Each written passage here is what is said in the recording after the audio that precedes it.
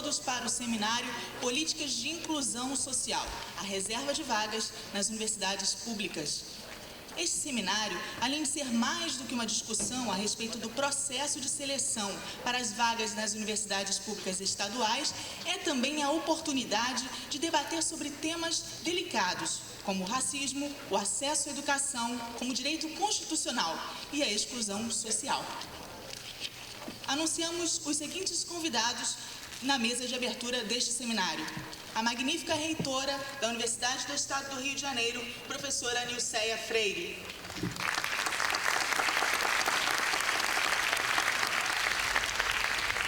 O vice-reitor da Universidade do Estado do Rio de Janeiro, professor Celso Sá. O secretário de Estado de Ciência, Tecnologia e Inovação, senhor Fernando Peregrino. Representando a secretária de Estado de Educação, professora Darcília Aparecida da Silva Leite, a professora Laura Ribeiro de Andrade. E o magnífico reitor da Universidade Estadual do Norte Fluminense, professor Salazier Bernardo. Convidamos a todos a ficarem de pé para a execução do hino nacional.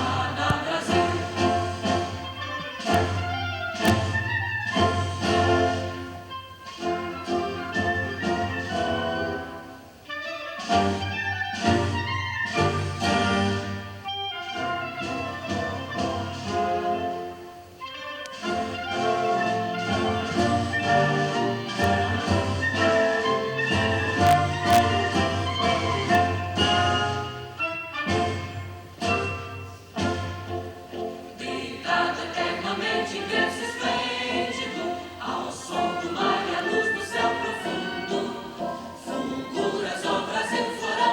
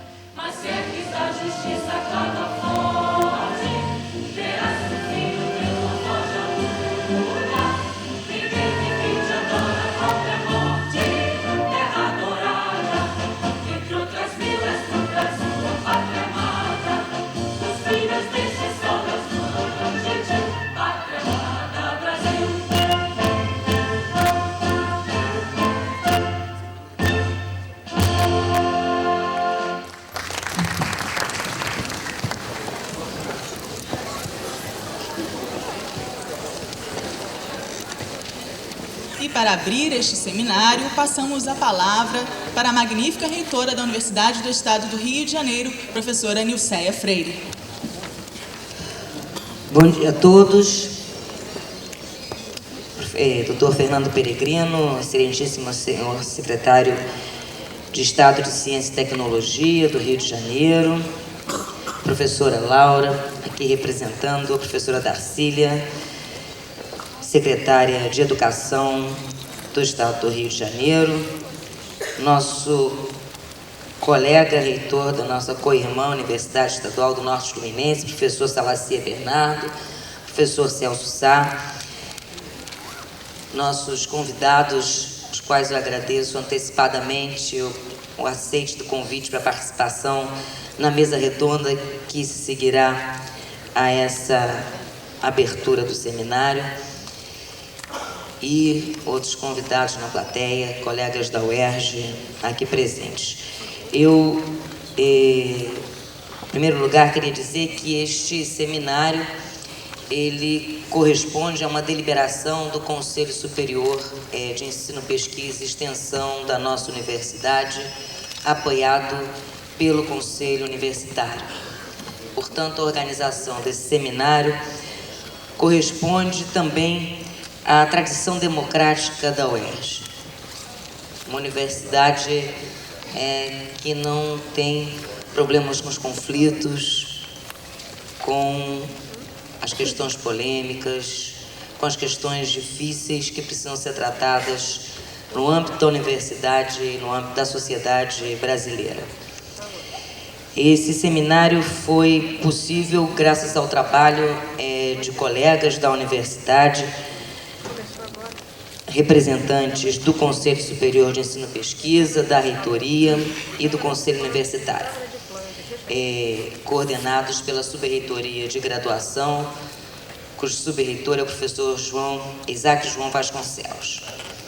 Participaram da comissão que montou esse seminário professora Ana Maria de Almeida Santiago, professor Aloysio Belisário, professor Geraldo Ramos Ponte Júnior, professor Jairo Leal de Salles, professor Lincoln Tavares Silva, professora Lúcia Maria Bastos Pereira das Neves, Marta Verli, professor Nival Nunes de Almeida, pelas unidades acadêmicas, professora Elvira Carvajal, e pela Subreitoria de Graduação, Ana Paula Ferreira da Silva, Maísa Taião Pires, professora Silvia Dias Pereira e professora Sônia Vanderlei. Esse seminário, portanto, ele cumpre a tarefa e a missão de trazer, mais uma vez, para a universidade, o tema da inclusão social, da reserva de vagas, dos sistemas de cotas que a universidade experimentou no seu último vestibular. A organização do seminário buscou trazer para as mesas, tanto na parte da manhã quanto na parte da tarde, opiniões que mostrem o contraditório dessa questão. A universidade tem consciência que a experiência que ela viveu no vestibular de 2003 é uma experiência que está sendo observada por todo o país.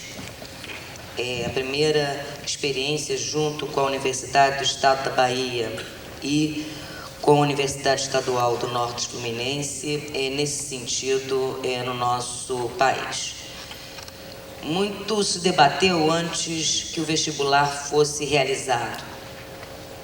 Nós temos praticamente 3 anos de discussões internas na universidade, discussões com os movimentos sociais. Nesse percurso aprendemos muito, mas muito temos ainda a aprender. Para nós, cada uma das atividades, cada um dos seminários são um momento de reflexão, e esse momento mais especial ainda à medida que o vestibular que realizamos tem sido questionado, inclusive do ponto de vista judicial. Uma decisão tomada pela universidade no âmbito dos seus 2 conselhos é a defesa intransigente do vestibular que realizamos. Entendemos que esse vestibular foi realizado segundo editais que cumpriam rigorosamente as leis que foram emanadas da Assembleia Legislativa do Estado do Rio de Janeiro, sancionadas pelo seu governador à época e, portanto, tanto a UERJ quanto a UENF cumpriram aquilo que estava escrito rigorosamente na lei, publicaram seus editais e todos, a sociedade de um modo geral e os candidatos ao vestibular UERJ e UENF 2003 tomaram conhecimento prévio do edital. E esse edital em nenhum momento foi questionado. Portanto, nós sustentamos não só a legalidade do vestibular realizado, como também a seriedade com que ele foi programado e conduzido pelas duas instituições, o UERJ e o UENF. Tivemos notícia que o órgão especial do Tribunal de Justiça sustentou a liminar que suspende os efeitos da lei que reserva 50% das vagas da UERJ e da UENF para as escolas públicas do Estado do Rio de Janeiro. Nos parece que a única interpretação possível é que esta liminar se refira ao vestibular que ainda está sendo programado para 2004. Não podemos sequer imaginar que a interpretação possa ser outra, à medida que entendemos que isso causaria uma perplexidade enorme na universidade, na sociedade, mesmo entre aqueles que questionam as leis.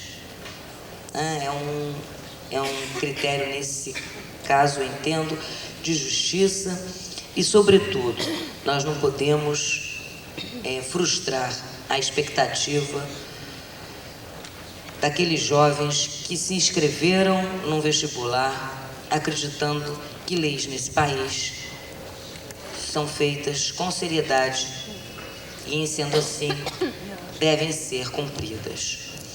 Então, com muita alegria que a gente recebe os colegas, os alunos da rede pública que estão aqui presentes para esse dia de trabalho. Após a realização desse seminário, também por decisão do nosso colegiado SESEP, Conselho Superior de Ensino, Pesquisa e Extensão, nós vamos trabalhar em comissão para a definição de uma proposta da UERJ, da universidade, no sentido de reformulação das leis que vigiram para este ano de 2003.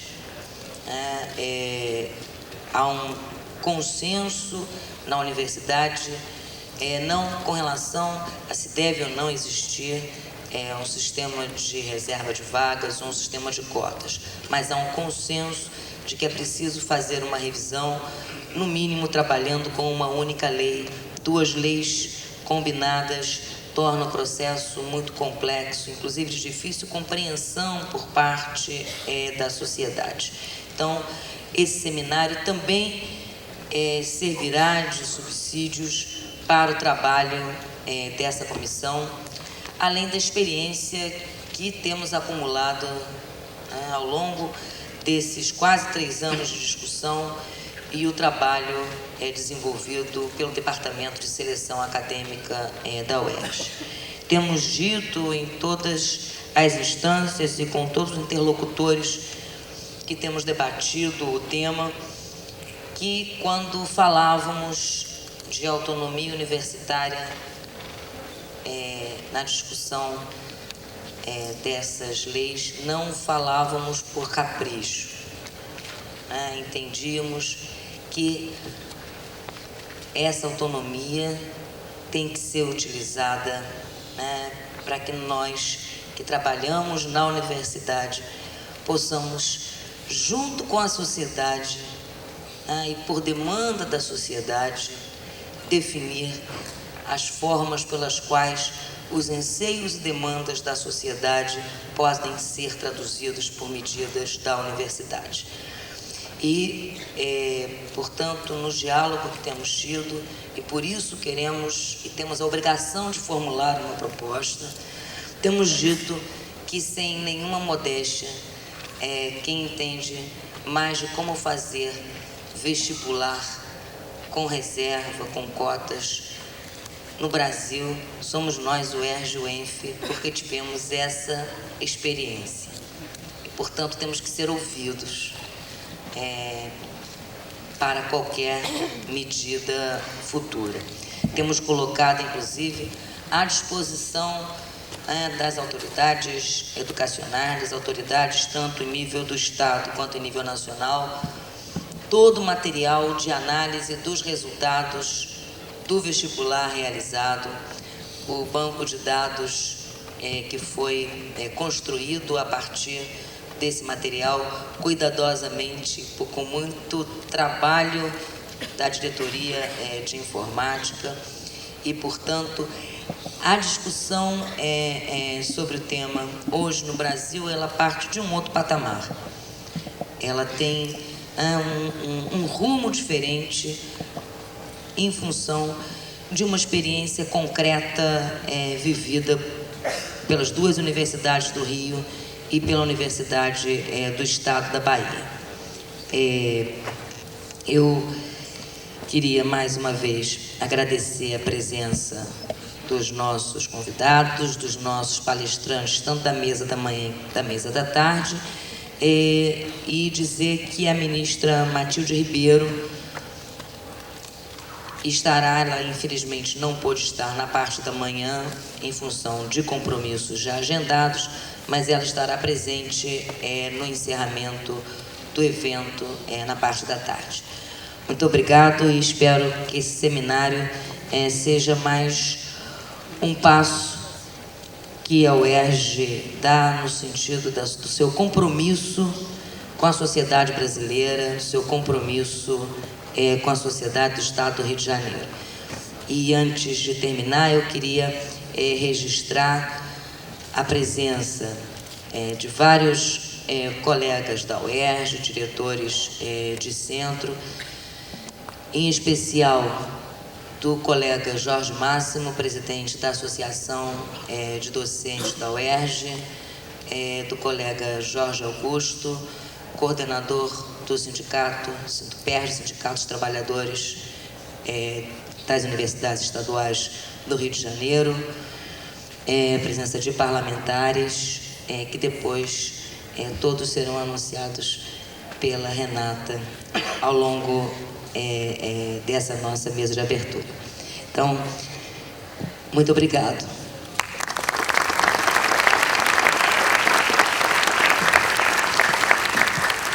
Gostaríamos de agradecer e registrar a presença do senhor Elton Leme, juiz de direito, representando o presidente do Tribunal de Justiça.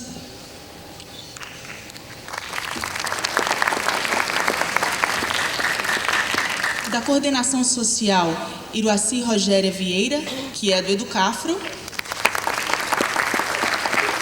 O deputado estadual Ricardo Abraão, da ALERJ, representando o Partido Progressista.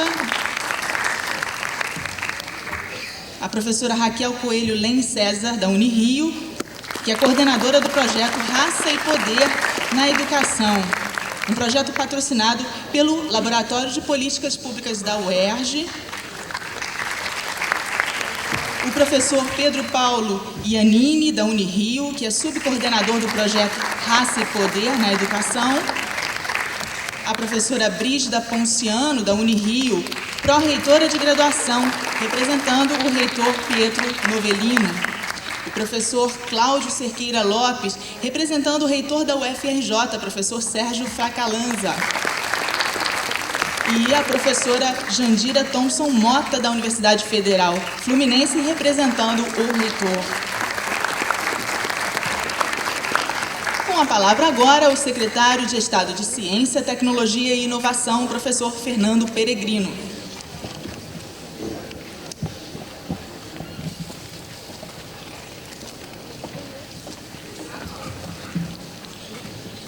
Queria dar bom dia a todos. Bom dia. Bom dia, alunos da Escola Ernesto Faria. Parabéns Parabéns a vocês e parabéns pelo diretor que tem, porque são poucos que têm essa visão de convidar e convocar os alunos a assistirem um debate tão importante como esse. Eu acho que deveríamos ter mais escolas aqui, mas eu parabenizo vocês por essa iniciativa. Quero cumprimentar a magnífica reitora, a professora Nilceia Freire, cumprimentar o nosso reitor da UENF, Universidade do Estado do Norte Fluminense, professor Salacia Bernardo, a nossa representante da Secretaria de Educação, da secretária de Educação, professora Darcília, a professora Laura, e o nosso querido vice-reitor, professor Celso. E todas as autoridades acadêmicas, não acadêmicas, sindicais, estudantis, que estão aqui presentes e que acorreram a esse seminário. Como representante do governo do Estado, nesta abertura, eu queria aproveitar para reafirmar o nosso ponto de vista enquanto governo em relação às políticas de cotas recém-inauguradas em nosso Estado. Iniciaria perguntando a nós mesmos se todos são iguais em nosso país. Na verdade, os dados que eu trago, porque assim a Constituição diz, que todos são iguais, mas eu trarei alguns dados para a reflexão de todos aqui nesse dia.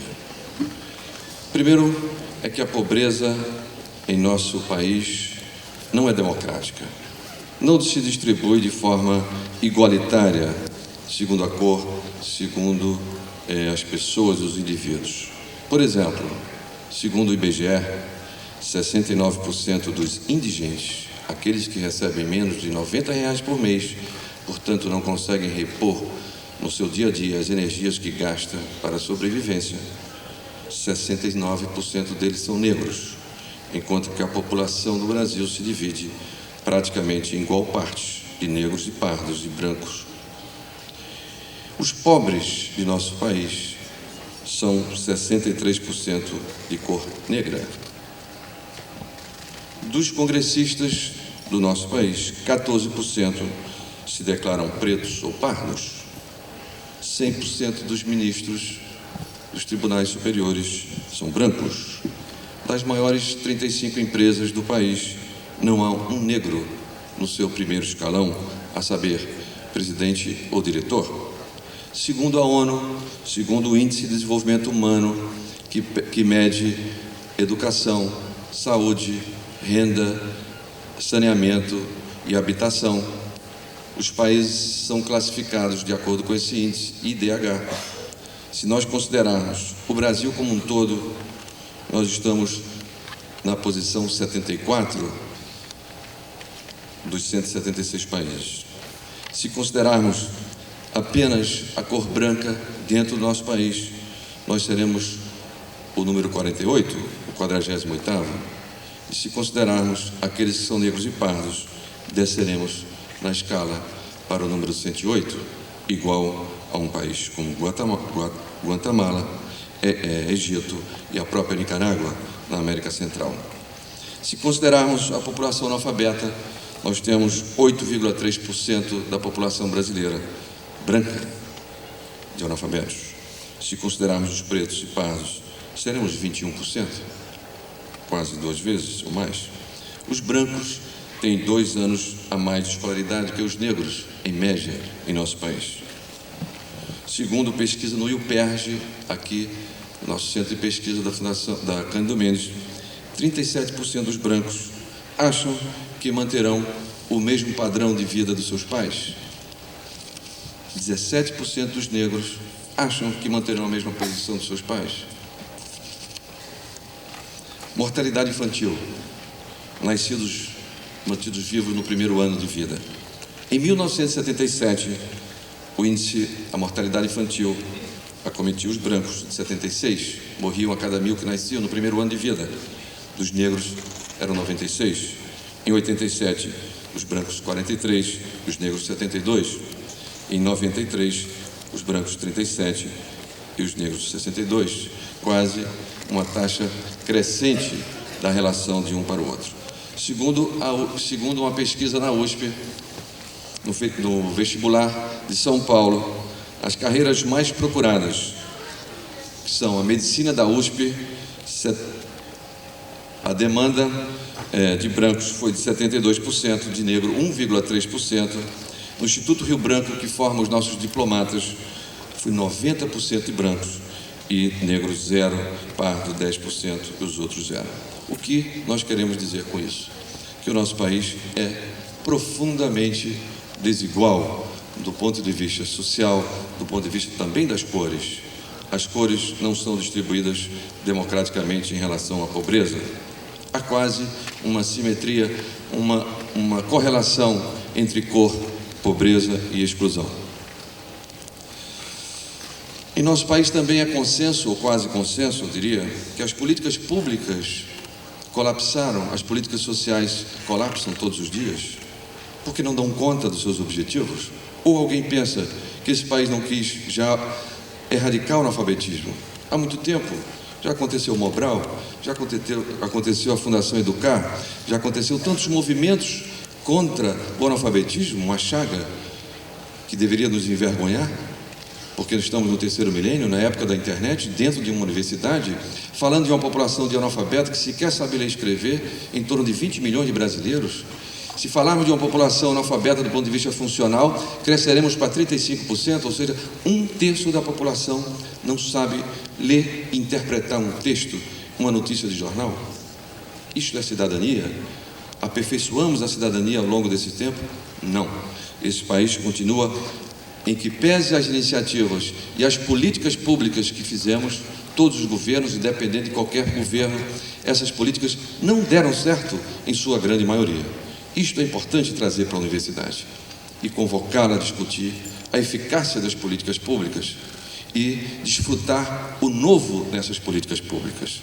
Talvez esse seja o primeiro qualificativo que eu diria dessas legislações que nós estamos discutindo hoje. Elas são novas, elas são ousadas, elas rompem as tentativas de tornar a nossa sociedade mais igualitária e mais justa, porque no passado, ao longo de tempos e tempos, passado quase 150 anos da abolição da escravatura, ainda há essa correlação entre pobreza, exclusão e as cores. Então, o que fazer no futuro? A Constituição diz que todos são iguais, mas não são iguais. Não há dado que sustente isso. Somos diferentes. Tem uma população excluída, e não precisa ir no Piauí, não precisa ir no Maranhão. O cinturão dessa cidade já demonstra, e dentro do interior da capital, de uma das capitais mais importantes, há pobreza, há exclusão social. Então, o que fazer para valer o dispositivo, o artigo 5º da Constituição, que todos são iguais, que todos têm igual oportunidade para crescer, para optar pelo partido, para optar por uma corrente política, para optar por uma educação boa, de qualidade, em qualquer nível? O que fazer? No futuro, para o futuro, deveremos crescer. O nosso país precisa absorver essa juventude que está desempregada, que mesmo dentro de uma universidade de qualidade como o UERJ, estará fadada ao desemprego, porque não são os engenheiros, os médicos, os psicólogos, qualquer formação. Ninguém assegura que os nossos 2,5 milhões mil estudantes universitários terão um emprego digno assim que se formarem. Ao contrário, a perspectiva e o medo é de estarem desempregados, pior, com grande escolaridade, porque o desempregado crônico, aquele desempregado que não teve escolaridade, há uma certa resignação, ou pelo menos tem uma estratégia de sobrevivência ali na sua família, ou procuram ter uma estratégia de sobrevivência. Mas aqueles que procuraram a sua mobilidade, a sua ascensão social pela educação, frustrar um jovem desse é levá-lo ao desespero, porque não há outra alternativa a não ser as drogas. E aí eu peço também que vocês pensem, as políticas públicas do nosso estado, de São Paulo, de qualquer outro, colapsam também, porque a economia das drogas, o crime organizado, vem gradativamente inviabilizando em qualquer lugar do nosso país qualquer política de inclusão social, de inclusão educacional, de inclusão de emprego e de inclusão de renda. Precisamos nos democratizar, precisamos não só crescer, mas distribuir os frutos desse crescimento que ao longo dos anos se concentraram em uma parcela cada vez menor da população e deixaram uma parcela cada vez maior excluída dos frutos do desenvolvimento. E precisamos explorar os nossos bens naturais sem predá-los para o futuro. Daí os exemplos do rio Pomba e de outros tantos rios que foram predados por um desenvolvimento sem cautela, um desenvolvimento irresponsável, industrial, seja de qualquer ordem. É preciso que pensemos também em não explorar os bens e predá-los, explorar para o benefício nosso e das próximas gerações. Mas o que fazer no presente? Essa é a dúvida. O que fazer? Quando assistimos uma pessoa com fome e damos um restaurante popular ou qualquer bolsa escola ou qualquer instrumento de sobrevivência, o que nós estamos fazendo? Estamos fazendo certo ou errado? Devemos dizer para ele: espere o país crescer, espere ele se democratizar, espere o emprego, estude, vá para a escola, forme seu filho para ele sobreviver. Não, isto é perverso. Na minha opinião, com todo respeito, isso é cínico. Dizer para quem tem fome que espere o amanhã, espere ter a capacidade de pescar ao invés de receber o peixe, isso é cínico. O que fazer então com os jovens que vão para as universidades particulares pagar uma mensalidade insustentável, que trabalha durante o dia e entope as universidades particulares porque não há sistema público que absorva esse contingente de 18 a 24 anos nas universidades? Precisamos então de políticas emergenciais. Políticas que deem conta de romper esse paradigma das desigualdades crônicas, cuja dinâmica é cada dia mais acentuada em nosso país. E esta é a política que nós criamos aqui. Esta não é uma política convencional, de apenas dizer assim: vamos melhorar o nível da educação pública. Sim, vamos. Vamos todos aqui dentro da universidade, como estamos fazendo, vamos todos lá fora defender a escola pública, defender a universidade pública. Vamos sim. Vamos investir na educação.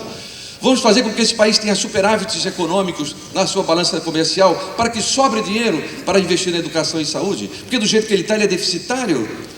Ele é um assalariado que não tem salário para pagar o aluguel, sequer paga mal os funcionários públicos. Como sobrar dinheiro para a educação? Essa equação não fecha, porque devemos aos bancos, devemos ao FMI. Precisamos aumentar a nossa produção, vendê-la mais, ganhar mais dinheiro e investir nas políticas públicas. Mas enquanto isso, também é cinismo dizer para aquela população excluída de que espere as escolas públicas melhorarem, esperem uma oportunidade de emprego para poder ter a oportunidade de entrar na universidade de qualidade como é o UERJ e a UENF.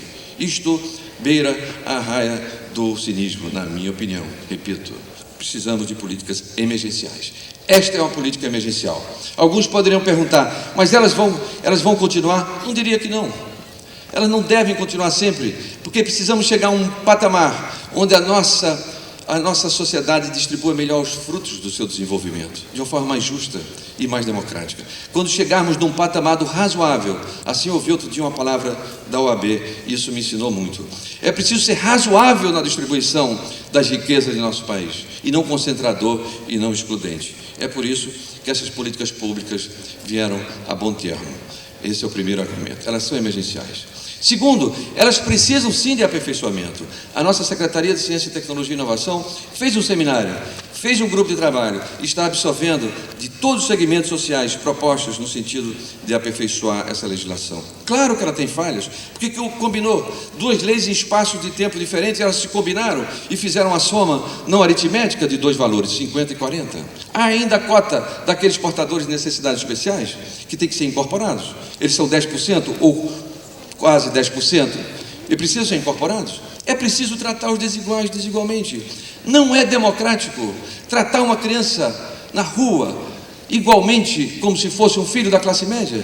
Não é democrático isso. É ilusão, é um mito que se vende, na nossa opinião, repito, tratar os desiguais igualmente. O Estado, o governo, como fator de equilíbrio da sociedade, deve dar mais a quem tem menos e deve dar menos a quem tem mais. Esta é a essência, na minha opinião, de um governo democrático que se preocupa com as populações mais excluídas.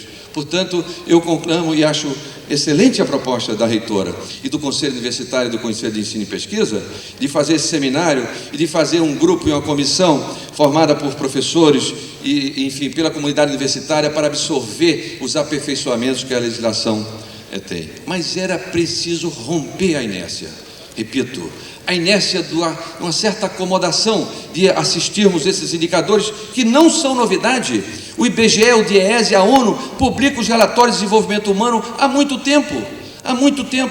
Não venham, ninguém pode levantar e dizer que não sabíamos que a desigualdade tinha essa cor que eu falei aqui dentro. Essa desigualdade é crônica e é crescente. Portanto, parabenizo a UERJ por ter feito esse seminário, ter dado essa iniciativa, ter partido para um grupo para consolidar essa lei, para fazê-la, aperfeiçoá-la, incorporá-la e tornar ela mais eficaz. Porque os olhos do Brasil estão aqui. E eu estive no Conselho dos Reitores das Universidades Brasileiras, ao qual compareceu 130 reitores há 2 dias em Florianópolis, e eu senti o interesse que os outros reitores têm em conhecer a experiência da UERJ e da UENF. Porque quem deu o passo adiante paga pelas dificuldades e pelo sacrifício de levar isso adiante. Mas é o pioneirismo, é a inovação, é o novo que nós precisamos nesse país. Porque o velho já deveria estar sepultado. As políticas públicas levaram ao que nós estamos assistindo de miséria, de exclusão e de violência na nossa sociedade. Parabenizo em especial a UERJ e a UENF, porque a partir dessa legislação e a partir dessa iniciativa, elas se aproximaram muito mais da realidade social ao qual ela já vinha se integrando. Com este passo, a UERJ e a UENF se legitimaram plenamente na sociedade desigual, excludente, injusta com os nossos concidadãos. Muito obrigado.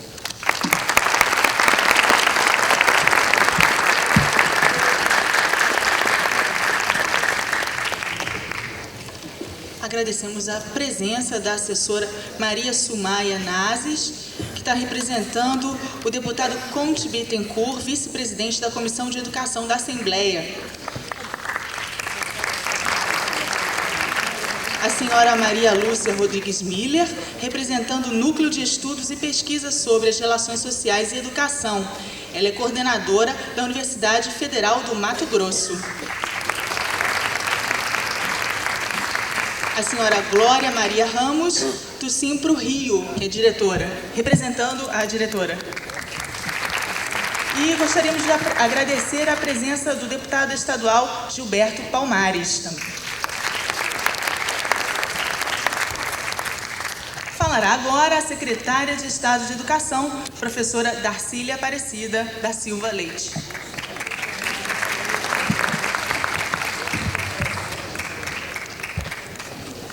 Bem, estou substituindo a professora Darcília Leite e quero cumprimentar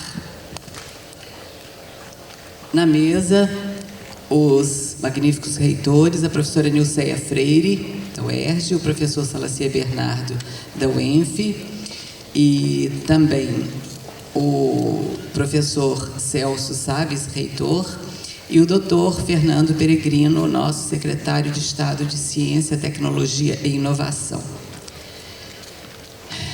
Ouvindo as palavras do doutor Fernando Peregrino, eu tive a sensação de que nós, durante algum tempo, havíamos discutido o assunto, havíamos trocado ideias, porque realmente as nossas falas têm muitos aspectos em comum.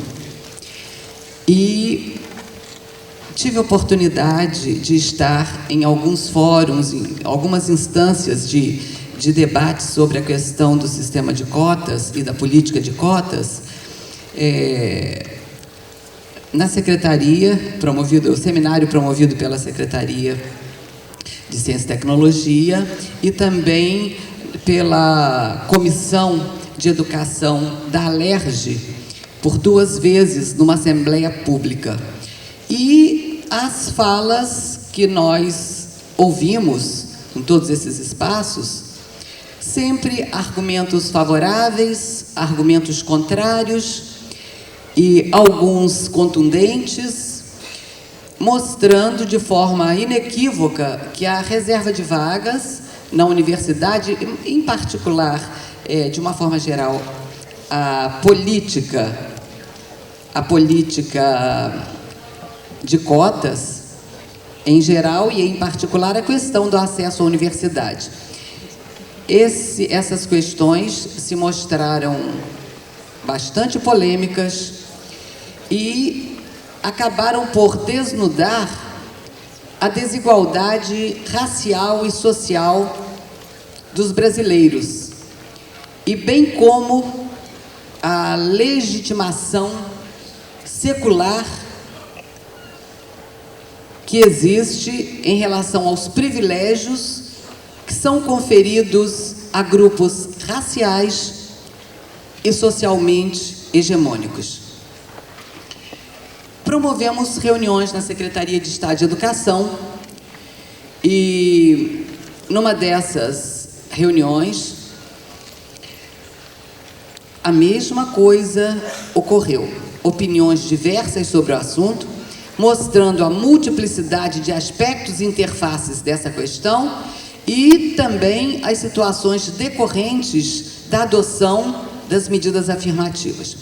Porém, algumas linhas condutoras do pensamento, em particular nas nossas reuniões na Secretaria, se tornaram bastante evidentes sobre o assunto.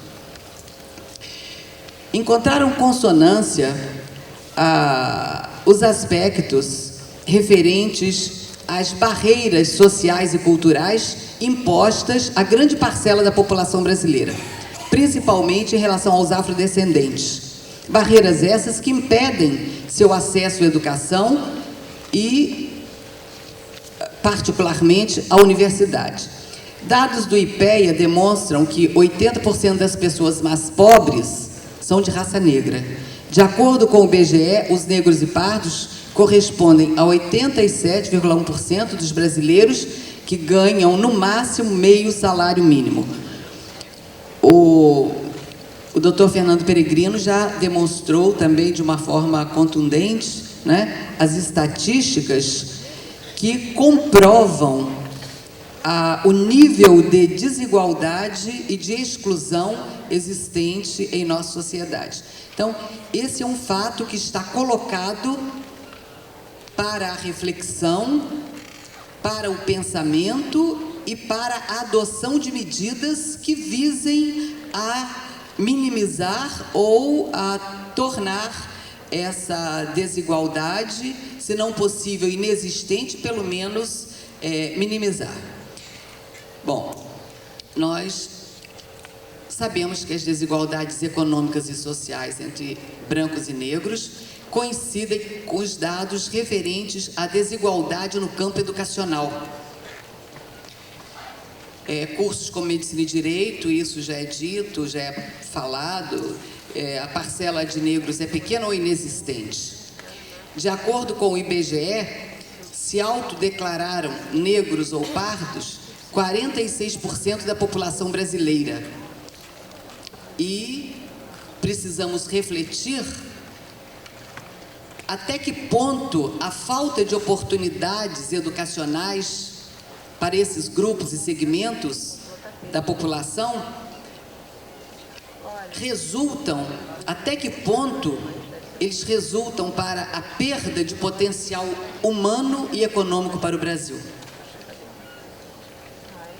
Se esse grupo é tão grande, numericamente, ele é tão volumoso, importante, e se encontra à margem dessas oportunidades educacionais, a perda de potencial humano e econômico para o Brasil é realmente substancial. Outro ponto colocado na discussão em nossa secretaria foi a necessidade, que também isso já tem sido discutido em todos os fóruns, mas foi reforçado e surgiu de uma forma importante na nossa discussão. A necessidade da realização de programas que deem suporte à possível defasagem na base de conhecimentos trazidos pelos alunos beneficiados pelo sistema de cotas e medidas que venham a suprir as necessidades materiais decorrentes de seu ingresso na universidade, de forma que as cotas não apenas permitam seu ingresso, mas que garantam, de alguma forma, medidas que venham a garantir a sua permanência aí. Sendo, portanto, fundamental que o acesso ao ensino superior não crie para esses alunos uma nova forma de discriminação que as cotas têm por objetivo minimizar. Outro aspecto foi a temporalidade das cotas. Elas precisam ser adotadas como medidas emergenciais, sendo reforçado seu caráter provisório. Tal ênfase decorre de que tais cotas, necessárias nesse momento, não podem levar a ações que corram o risco de mascarar as reais causas do desequilíbrio. As políticas de cotas devem ser um instrumento para corrigir tais desvios. Bom, há uma outra questão que nunca saiu do foco das discussões educacionais, nesse momento se torna o centro das discussões. Eu tive a oportunidade de assistir isso no seminário da Ciência e Tecnologia, nos 2 fóruns na Alerj, sendo que no segundo fórum, na Alerj, no segundo momento de discussão, praticamente a questão da qualidade da escola pública tomou quase todo o tempo. E a questão o papel da escola pública, sua qualidade, seus resultados como fatores preponderantes na correção das desigualdades sociais. E que qualidade é essa? Quer dizer, o tipo de qualidade que se pretende e que pode realmente levar a resolver ser um elemento que vá contribuir para que essa desigualdade seja minimizada. Falar só de qualidade não basta. Nós precisamos discutir também que qualidade é essa pretendida. Bom, finalizando a nossa fala, gostaria de deixar patente que essa é uma oportunidade importante para que os laços com a universidade sejam estreitados e sejam aprofundados com a educação infantil, com a nossa educação básica, de modo a se trazer o conhecimento na área humana, científica, tecnológica, com destaque para os trabalhos de pesquisa e extensão aqui realizados, de uma forma geral nas universidades, uma forma de promover a recíproca revitalização, a troca desses saberes e fazeres voltados para o que pretendemos, que é uma educação cidadã que tem por finalidade a promoção humana. Em resumo, nós poderemos dizer: o princípio de cotas traduz o princípio democrático do tratamento desigual para os desiguais. Consideramos o estabelecimento das cotas para o acesso à universidade uma medida necessária, que por si só, porém, não é capaz de resolver as desvantagens socioeconômicas e raciais históricas e também, por si só, não garantem a permanência dos alunos no ensino superior. As medidas afirmativas devem ser vistas como emergenciais, temporárias e parciais, sendo, porém, uma forma de oferecer igualdade de oportunidades e minimizando a representação desigual no ensino superior de importante parcela da população brasileira. Bom, nós estamos à disposição, é isso que nós gostaríamos de inicialmente colocar. Obrigada. Que estamos sendo implementada por lei. E também, deixa bem claro, parabenizar a firmeza com que a professora Nilceia realmente defende o vestibular para as 2 universidades, coordenado pela UERJ. realmente com toda lisura, simplesmente cumprindo a lei. Então não restava outra alternativa a não ser cumprir a lei. É um país legal, nós temos a legalidade em termos reais. Isso aí, então, dá a todos nós uma segurança muito grande, quanto professores ou quanto administradores, de saber que nós realmente estamos discutindo a lei. Não quer dizer que a lei não deva ser rediscutida, mas enquanto não for modificada ou não for contestada judicialmente, nós temos que cumprir a lei. Não se discute outra alternativa num país em legalidade. Todos sabemos que a solução definitiva para a inclusão dos mais pobres e dos negros na universidade pública brasileira passa pela melhoria do ensino fundamental e médio nas escolas públicas. Ocorre que essas medidas estrutural é tão fácil de se entender, quanto difícil de se aplicar a curto e médio prazo.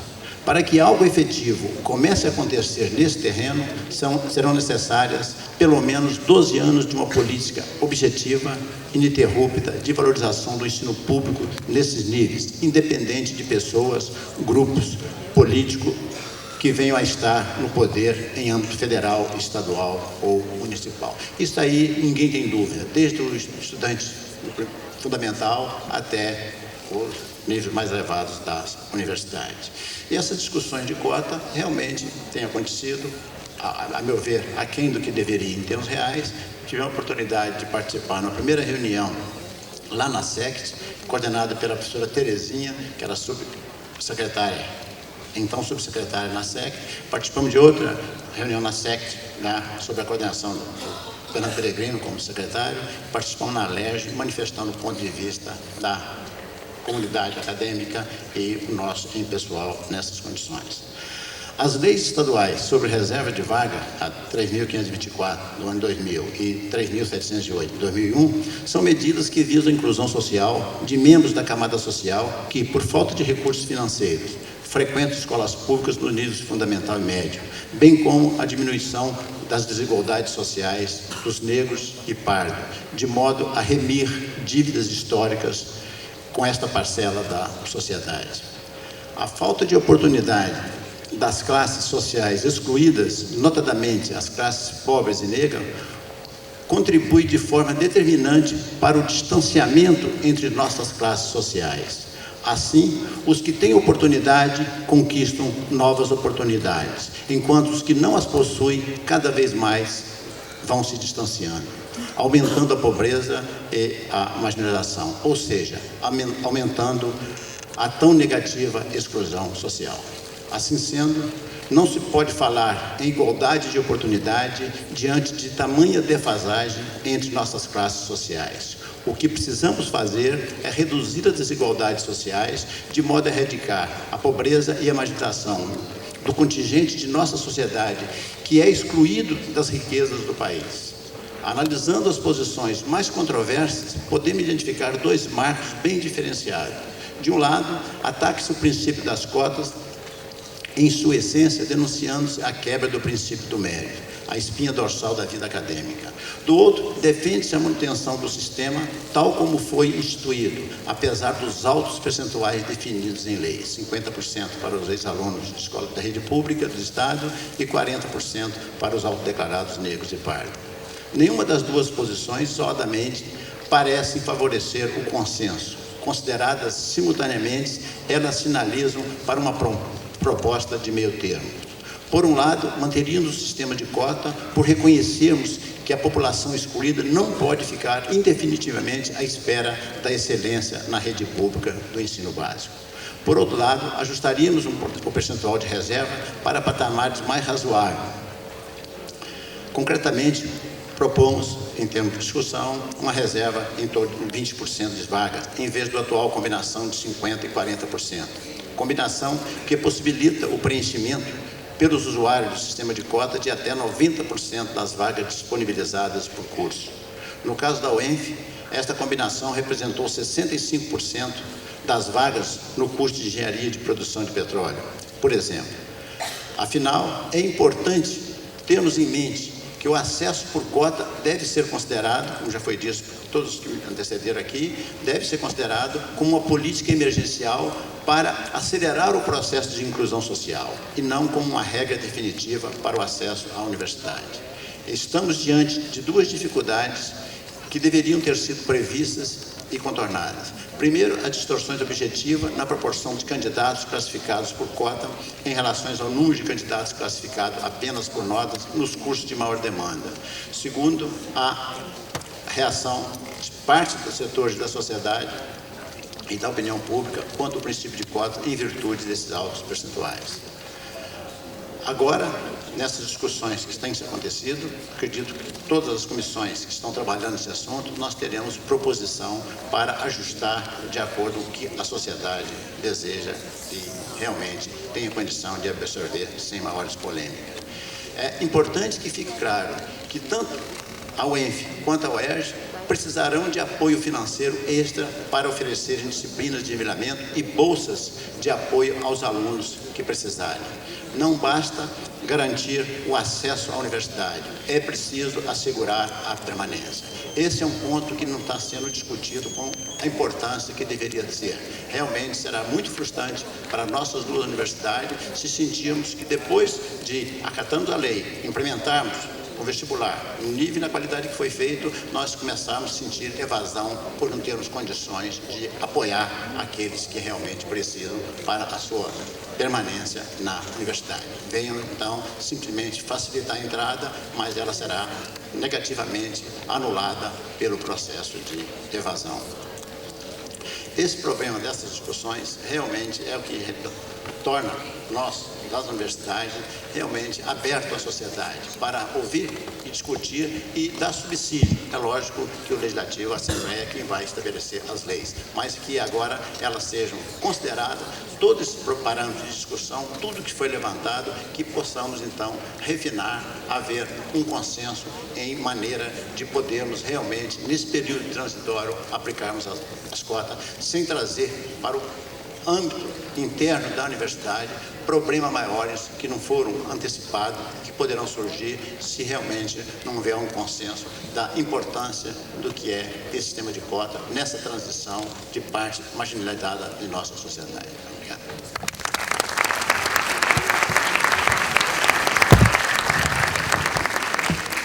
Agradecemos a professora Yolanda de Oliveira, coordenadora do Programa de Educação sobre Negros na Sociedade Brasileira da Universidade Federal Fluminense. E dos professores Fábio Barcelos e Nelly Medeiros, assessores de educação do gabinete do deputado estadual Alessandro Molon. E passamos a palavra à magnífica reitora da UERJ, professora Nilceia Freire, para o encerramento da mesa de abertura. Mais uma vez, agradecendo a presença da professora Laura, professor Salacier, nosso amigo Fernando Peregrino, que tem sempre nos apoiado como nosso secretário de Ciência e Tecnologia, pela presença no início desse nosso debate de hoje.